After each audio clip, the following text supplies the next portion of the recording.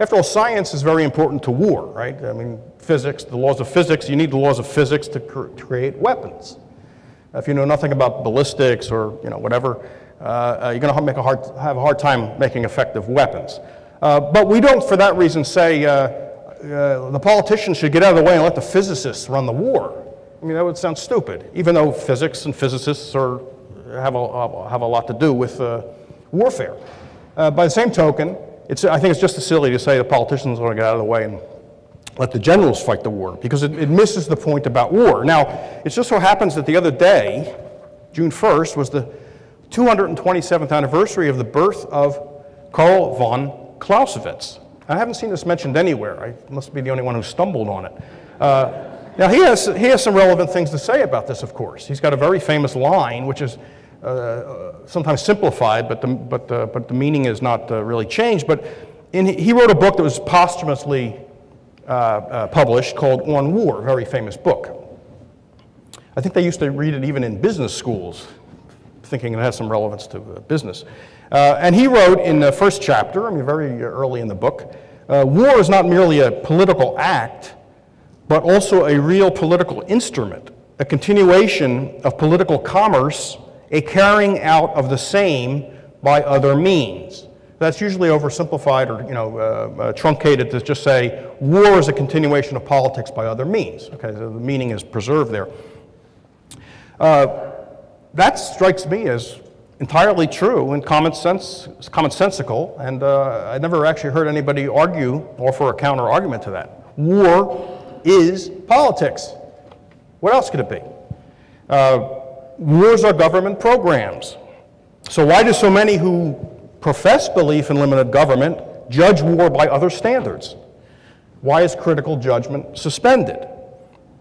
I mean, why do conservatives sneer at some government programs without and never apply the same kind of principles to war?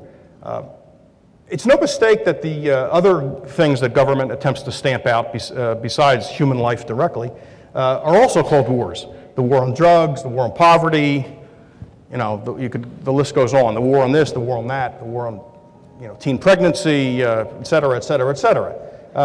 Government's always thinking in terms of war, and that should be a tip-off that war is also a government program, just like the war on drugs, just like the war on poverty, just like all these other so-called metaphorical wars. This all begins back in, I think, after World War I, which was so bloody and so disillusioning to so many people who went into it with, they thought they were going into it with a great deal of idealism, and then they saw what happened, and people began to think, and I think it was William James who actually came up with this and said, you know what, we need all the great spirit of war without the bloodshed. We need everything about war except the one thing, the killing. And it was his phrase, we need the moral equivalent of war. They wanted everything about it, right? The collectivism, everybody marching in step on the common purpose, except he didn't have the stomach for the bloodshed. So he was wondering, how can we have that without that part of it? Well, good luck.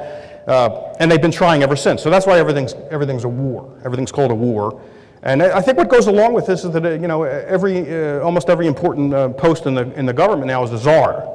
Right? You're a czar. We now have a czar of war. It was, what took them so long? I kept wondering. They only just got around to that. We had a drug czar. We had all kinds of czars. Now we have a czar of war. It's interesting that they had trouble finding somebody to take the job. I'd like to know what they said to this 3-star general. You like those stars? I mean, we got something for you to do. That maybe will come out in 20 years or so. Anyway, why is there a different standard for war versus other government programs in the eyes of conservatives? Well, I know there's probably a lot of reasons, and a whole talk could be given on that, but I think one of the main reasons is nationalism. It's sort of a quasi-religious, pre-rational instinct almost, or intuition about their nation, which is just a form of tribalism, in my view, writ large. And the essence of the nation in this worldview is the state. The state sort of is the distilled essence of the nation, and therefore there's an assumption that, at least when it comes to war, military conflict, it is acting in the name of the people for the good of the people, and it's sort of already it knows what is what the people's good is. They just know that. The people who have been have gotten into office as a result of this mystical process we call elections just sort of know what the people's interest is. So we don't need to consult people when it comes to war. We're the last to know, right? And I'm going to say more about that. But that's why I think war gets treated differently from other things by people who claim to not like big government. I mean, the connection between big government and war seems so obvious that a kindergartner could grasp it. And yet, look at all these people who don't grasp it, who say they're for limited government and they want the U.S. to be, what's the word? A benevolent hegemon, to use William Crystal's term. In other words, the U.S. Striding the globe, keeping peace, protecting national security, which is, of course, a blank check. And that's all supposed to be combined with a small government at home, which is kind of ridiculous.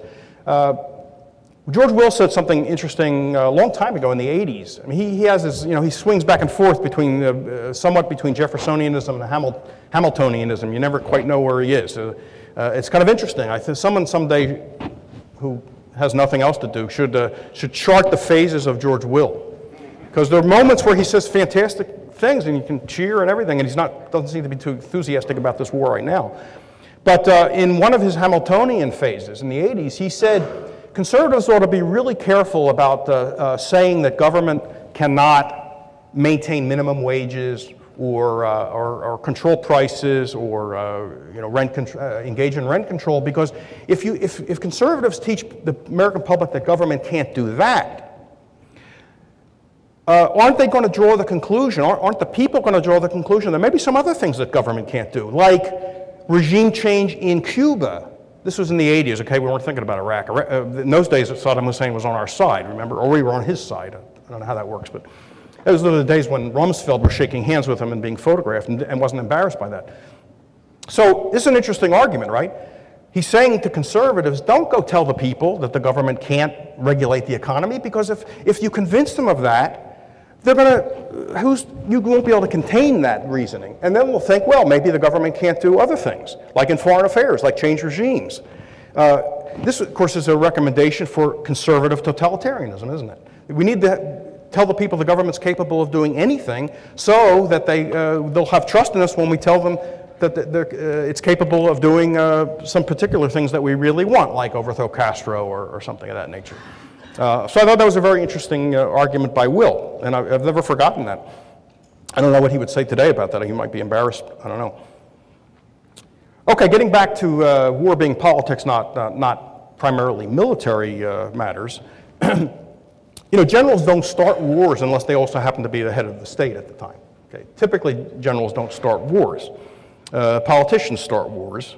And in fact, generals often have been known to oppose wars.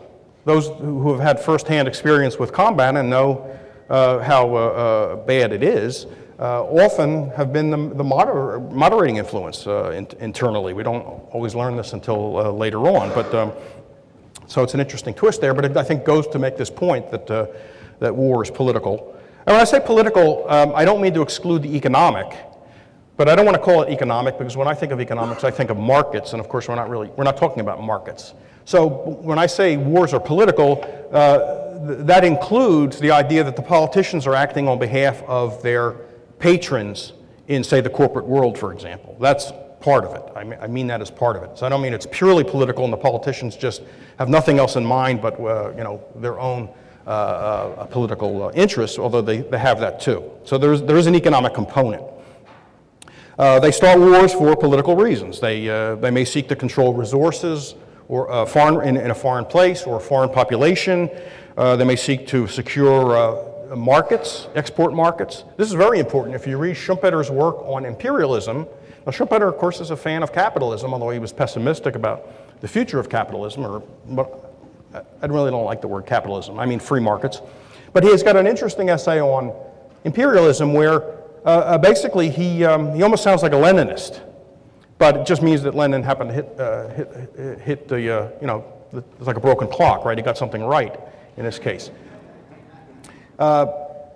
Just because someone's in business or runs a big corporation doesn't mean he understands economics, right?